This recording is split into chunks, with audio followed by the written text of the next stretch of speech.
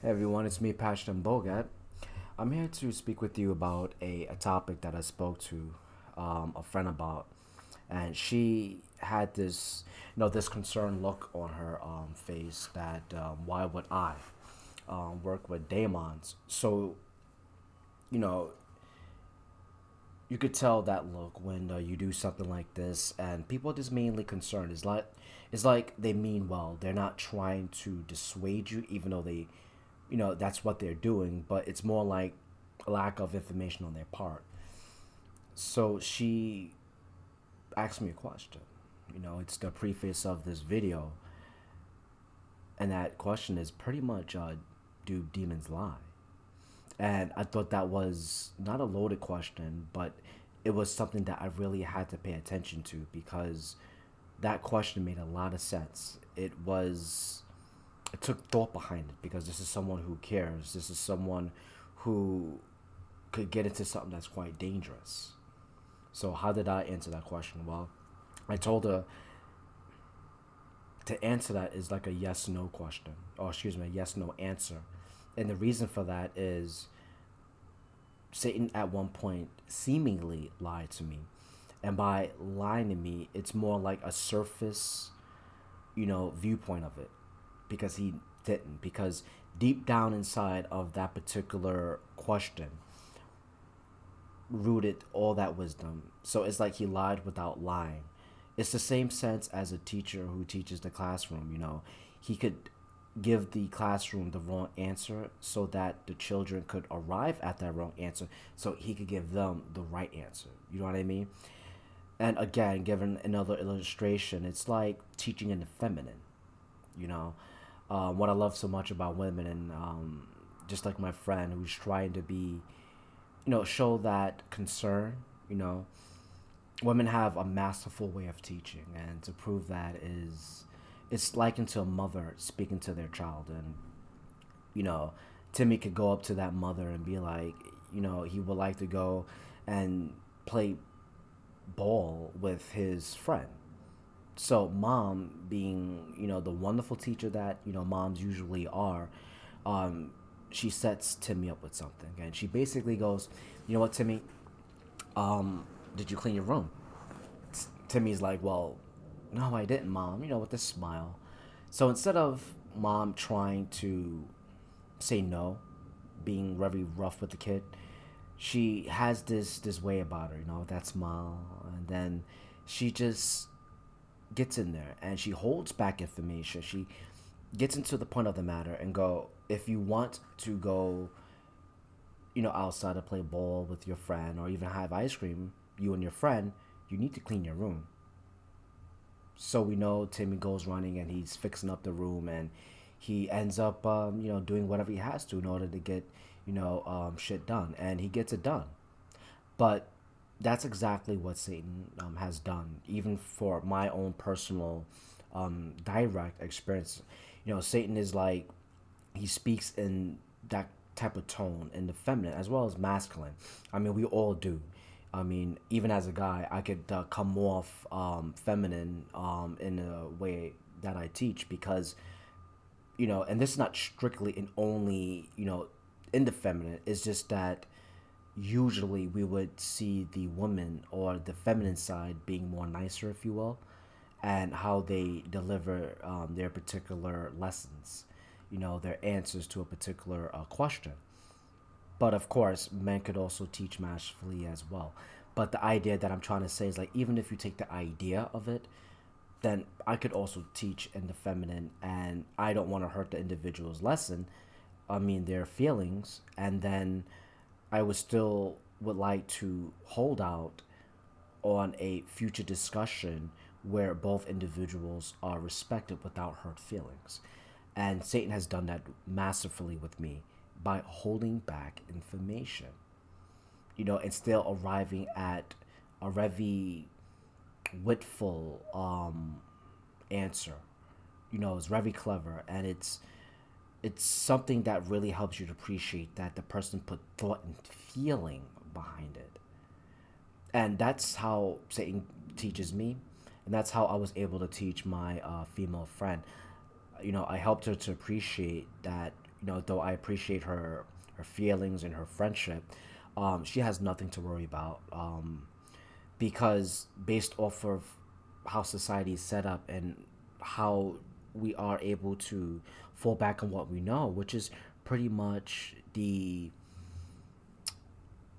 fundamental teachings of society. You know what I mean? And society, like I mentioned before, by Dante's Inferno, Judo-Christian teachings in these big churches, you had nothing but negative thoughts. Your impressions upon the demons is just, you know, you don't want to ever hear them. In fact, even having this channel, I could tell you how many people that want to shy away from it based off of what someone else tells them. That just goes to show how sheep-like people are.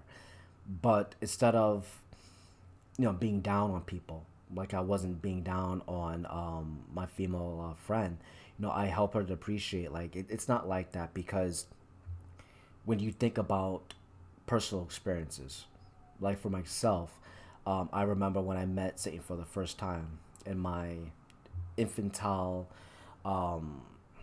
state, spiritually speaking, without really thinking because I was just so full of passion. And as a passionate person, that I was at the time, I just went to Satan and I was like, well, Satan, do you love me? Ask him that question. Do you love me? But tactfully, teaching in the feminine, so to speak, there's air quotes with that. He just smiled and he was just like, well, he gave a funny face and then he smiled some more and then in a cartoonish way his tongue came out and he started wagging, and I was shocked and I was surprised by that because I wasn't expecting Satan to do that because our initial reaction, and again, this is society, and I wasn't, more or less, different because like my female friend, I had my preset ideas. I was shocked. I was expecting this raging badass, and mind you, Satan is a raging badass. It's just the fact that when you're coming out of a church and you know and you're really trying to deprogram your mind of their teachings, which takes time. Your mind is still falls back on what it knows, like I said earlier. So I was just taken back by it, but at the same time it impressed upon me something very important, that Satan has a humorous side. And I repeat, Satan has a humorous side, and for him to do that, for him to even at the present he presently he explains himself on why he does the things he do. It's like it just helps me to see he has nothing to gain by lying. Why would I facilitate an age-old pedigree lie that's been heaped upon him just for the sake of doing it, and then end up um just furthering that's not logical. It doesn't make any sense. So that's why I came to the agreement with myself first many years ago that he doesn't lie, because he doesn't gain anything out of that. But you have to deprogram yourself first in order to actually benefit from that. And then once you do so, you're able to observe, the daemons in such a way where your perception is a lot more cleaner and it's less in tuned the way, you've been taught. Because if, let's say you're trying to do a money spell, whatever, and you don't trust the daemon, how successful you think you'll be? If Satan or any of the daemons come to you and they want to tell you that they love you or they appreciate the work you do, you know, and if you don't get past that bias, that bigotry, then it's not going to be received very well. That's why it's very important to do that, because I was speaking with her. She was able to sit down, listen to what I had to say, even though it was really hard for her to intake all that information. But like most people, and I give them credit, she came into that conversation. She entered into that conversation with an open mind, and she was like, based off of what you're saying, from your experiences, Pasha and Bogad, you would have to basically trust and get rid of all the things that you've been, you've been taught. And I was like, yeah, you have to, because it's like how people in general think that how you fight is just throwing your arms and legs around, and that may be the answer on a surface level, but it's a lot more to it. We're talking about you have to be conditioned first, which means it takes hard work. And in the occult, it's no different. You have to be conditioned to understand what the particular daemon is saying to you in order for you to actually see them in the proper way. Because even when I use myself as an example, you know, Satan doesn't have any reason to not to give me, that manifestation that him and I have been working on for many, many years. It's just the fact that it's my perception of the manifestation. It's my perception of Satan. You get what I'm trying to say?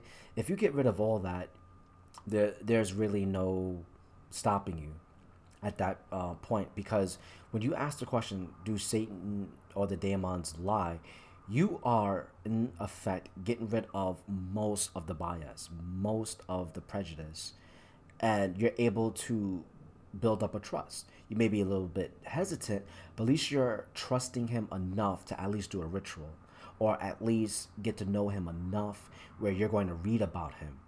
Not going on a Christian website or anything like that, but you're doing it to a point where you're able to get on that right path, if you will, the path that will lead you to better understanding the individual as opposed to what we have in our own minds.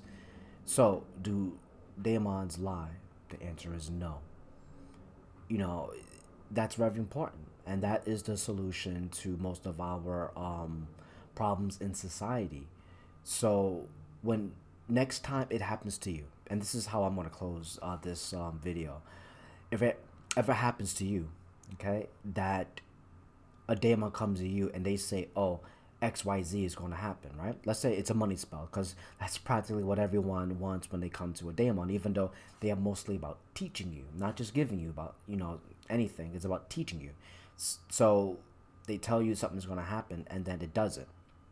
Question. It's not a hard question. Did they lie to you? Think about that. Because a lot of people would think they did, but you're only correct to a degree, meaning on the surface. It seemingly appears as if he has done so, but they didn't. Because if you're like myself or you're watching this video, you know by now, like, they would do that for a reason, for an expressed purpose to teach you something. And you're open to suggestions, you're open to answers. You'll be amazed by the answers they give you. Like with me, many times when I thought that I was going to receive my manifestation many, many years ago, I didn't know the things that I know now at that particular time. But now I know, looking back at those times, those hard times of learning. And I say hard times because, like you that's watching the videos, I had to get past that bias. And then every other time when he were to say it, it's almost as if he was testing me, not in a judo Christian way, but testing me in a sense where I had to arrive at the right answer eventually. And eventually I did. It was just repetition on my part. And then when I finally got it, I couldn't stop thanking Satan, because it meant the world to me that he has taken the time without being angry about it. He has taken the time to put me in that same predicament over and over again until I got it right. And when I got it right, it was like, again, it was like a paradox. It reminds me of a locked door murder case. And what that means, friends, is you don't know how the perpetrator exit or entered the room. It's a locked door. There's someone in there that died. And it's like an X-file. It's a paradox. So what Satan has done to me is that he put me in a situation like that, because I have very high, very high principles. And you know how that goes when you're an individual like myself, where you cannot stand liars.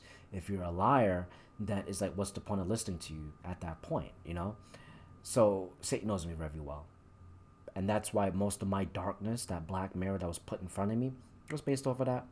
Because when I think about Satan, that's something that I would say was an obstacle. But when I think about him now, I can't stop thanking him by putting that black mirror in front of me to arrive at the answer that he has no reason to. And even if it didn't happen, what did you learn from it? And you're going to go through that. And when you do, please don't think in terms of he lied. Don't think about the destruction of it, or how much you're hurt. Think about what did I learn from it, and just ask the daemon, see what the answer is, and you're gonna benefit. Thanks, guys, for your time. See you on my next video. I'm not too sure what that particular video is going to be about, but I know it's going to be based off of what I know is quite popular. And what I mean by that is, in closing, as I close this video, I want to keep in mind that, I'm not going to worry too much about the philosophical points of what I bring out in my videos, because the left-hand path is really all about you. It's how you artistically and creatively do your magic, and you have a unique relationship with your particular daemon. Otherwise, I wouldn't be where I'm at right now telling you my experiences with Satan. He never lied to me. So once you have that unique relationship, you could figure out the philosophical viewpoints of your demonology and how you're able to perceive it, because that's why in the very beginning you have your black book and you write down your experiences, your direct experiences, and then what you've learned from it and how do you teach others, because you have to first teach yourself if this is real or not, and then you go from there, or you go from there. But I just wanted to make that, this comment as I close this video, because my videos will be pretty much about that going forward, because it's unique. You have to discover that for yourself. That's why I thought it was pragmatic to teach in this new playlist of satanic lessons, if you will, about the supernatural. It's best to discover it for yourself, because that's really what the left-hand path is all about. It's about teaching. It's about learning. How could you differentiate yourself from the world around you? And then you learn that way. All right, guys? Have a good one. Bye.